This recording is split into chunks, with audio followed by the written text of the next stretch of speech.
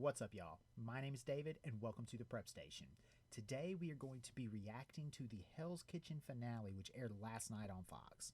So, here is your spoiler alert. We are going to be talking about who won the competition, so if you haven't watched the episode yet, pause this video.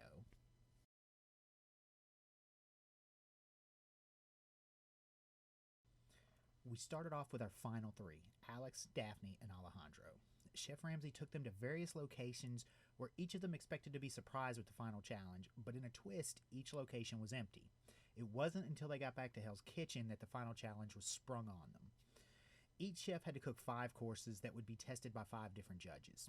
The 2 chefs with the highest scores would move on to the finale and the last dinner service. This is pretty much the same format as previous seasons. Daphne ended up with the highest score and was the first to move on to the finale. But of course, picking the last contestant would come down to the final dish, as Alejandro and Alex were tied. Alex, his dish was the last to be judged, and he needed a 10 to punch his ticket to the last service, and he got it, knocking Alejandro out of the competition in the process. Many of the previous contestants returned to cook in the final service, as usual, with Alex and Daphne picking their teams from these chefs. It was a fairly uneventful dinner service. Both chefs performed well, but in the end, Alex came out on top.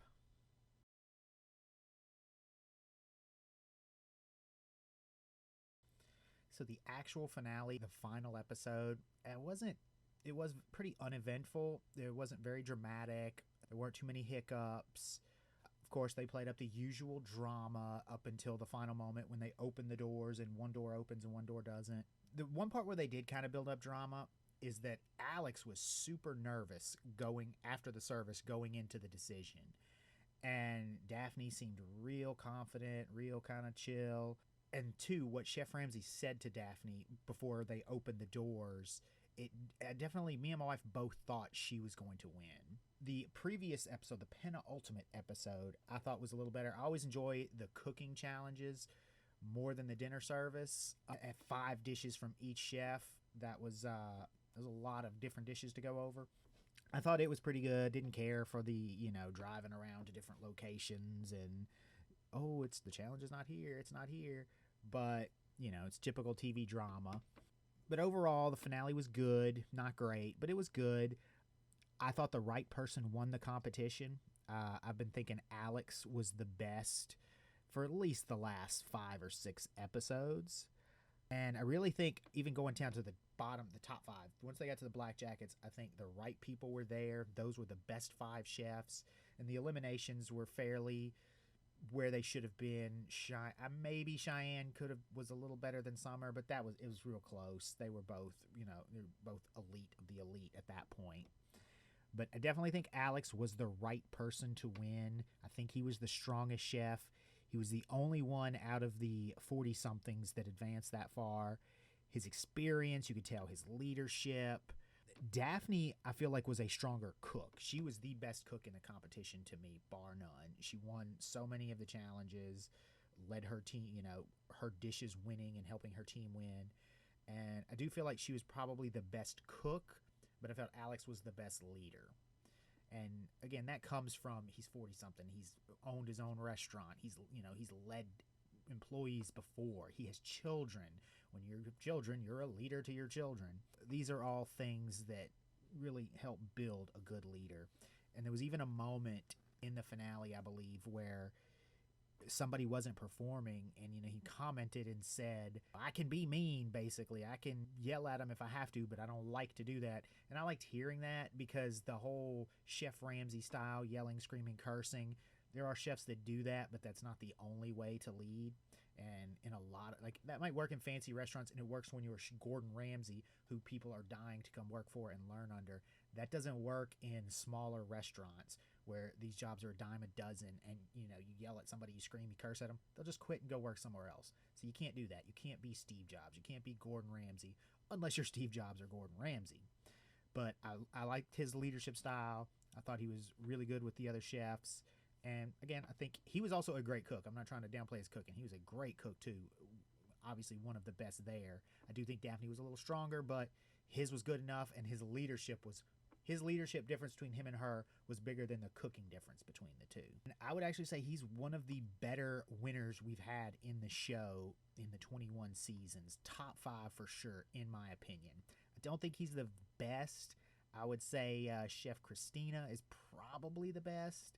And just seeing what she's done on the show since she came on. But he's up there. And like I said, just his temperament, his leadership, his cooking skills, everything put him in the top 5. The format of the show overall, I wasn't crazy about. The Battle of the Ages. I'm just not a big fan of gimmicks, period. But if you're going to do a gimmick, the only gimmick I'd really care for is like the all-star type competitions where they bring back previous contestants. They've never done, I don't think, like a winners tournament, a Champions League where they bring back a competition of just previous winners. I think that would be super interesting. They may be all too successful and too big now to do that, but it would be entertaining nonetheless. But I want to say a couple of years ago they did do like bring back previous contestants, and I think Ariel won that one, and she was another very strong competitor.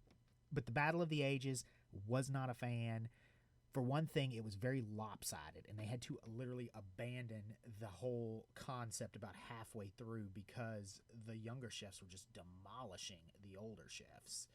And to me, that doesn't really reflect reality, because, you know, these 40-somethings, they've got so much more experience. And look, 40-something won it in Alex.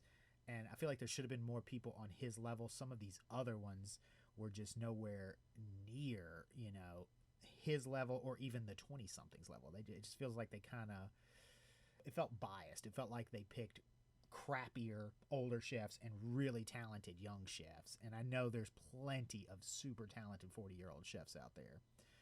And maybe, you know, if they would have picked it more equally, they might have dominated, because being older, being 40-something, you just have more time to develop those leadership abilities. Cooking skills can be developed, I feel, a lot quicker than, say, leadership. And not everybody can be a leader.